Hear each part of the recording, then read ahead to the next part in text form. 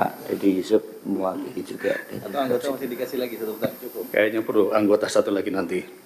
Terima kasih pimpinan, Mas Nusron yang saya hormati, rekan seguru dan seilmu, Pak Wamen, Bapak Ibu semua. Saya pikir ini menjadi sebuah pencerahan bagi kita semua, karena selama ini kita hanya mengikuti di media massa.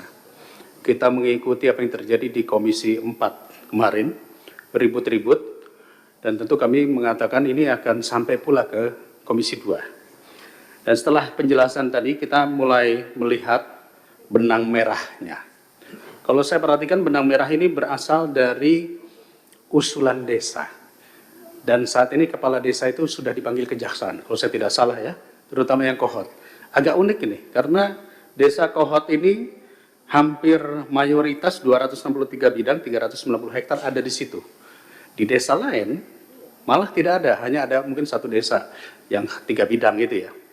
Nah, pertanyaan saya yang terbesar adalah kenapa desa Kohot? Kenapa harus di situ yang paling banyak? Padahal kalau kita lihat perluasan PSN tadi malah tidak ada sama sekali.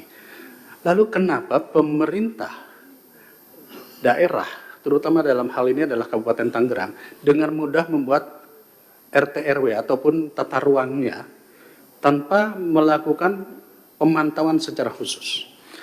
Saya mengapresiasi yang disampaikan Mas Menteri tadi, bahwa ini ada oknum ATR yang bersalah dan sudah dilakukan penindakan.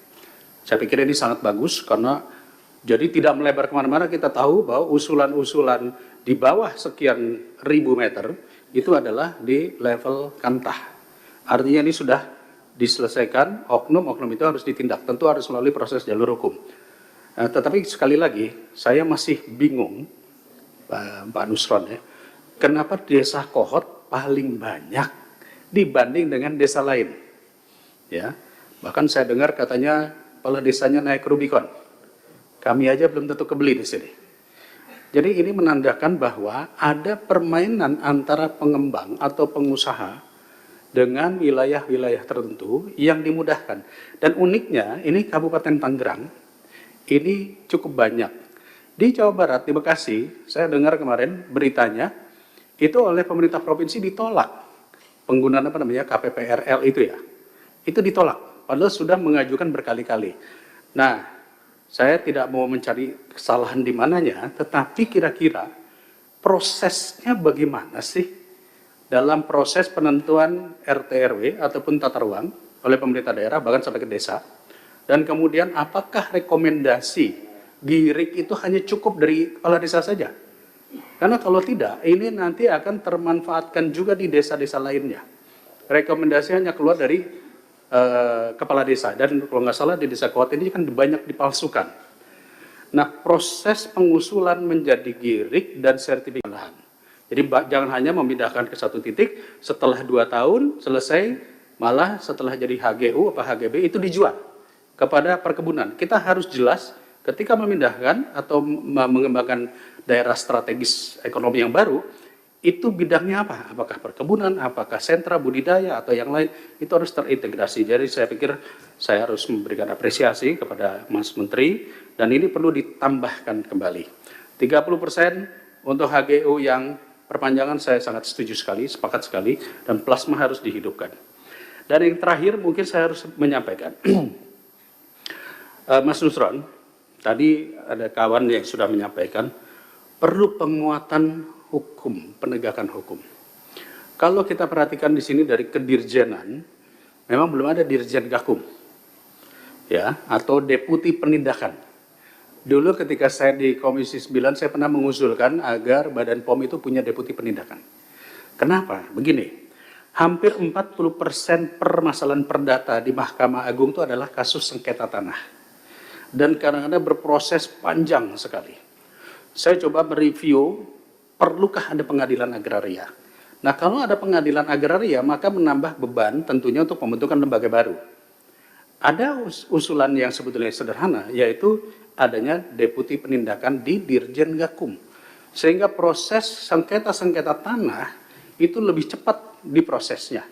Walaupun mungkin ini akan boleh dikatakan ada bias kepentingan, karena banyak yang melakukan sengketa tanah permasalahan ini justru adalah di oknum-oknum ATR BPN. Tetapi saya pikir kalau ini bisa diawasi oleh Ombudsman, diawasi oleh KPK dan lain-lain, ini saya pikir ini akan menjadi kuat sekali.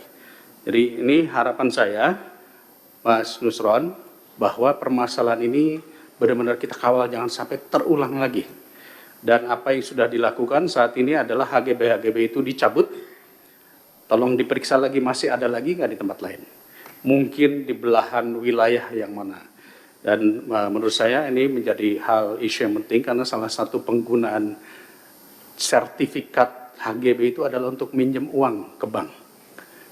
Dan kita tahu banyak yang memiliki HGB ribuan hektar yang mungkin tadi belum tentu dikerjakan, hanya ditaruh di perbankan. Jadi boleh saja nanti silakan dengan Komisi 11 kita nanti melakukan diskusi unik terkait masalah equity tadi, ya. Nah, kembali ke masalah Pak Daud ini, Pak Nusron tadi sudah menyampaikan ada sekian jenis, ada sekian nama perusahaan. Apakah perusahaan-perusahaan ini sudah pernah dipanggil untuk ditanyai secara langsung? Apakah itu kewenangan Kementerian ATR atau itu kewenangan penegakan hukum? Jadi saya mohon agar kita tidak simpang siur, nanti dipersalahkan ini, kita langsung fokus. Yang mengusulkan perusahaan-perusahaan itu, apakah sudah pernah dipanggil oleh ATR BPN, dan kemudian apa yang akan dilakukan kepada perusahaan-perusahaan yang mengusulkan. Mungkin itu dari saya, terima kasih, saya kembalikan kepada Ketua. Assalamualaikum warahmatullahi wabarakatuh.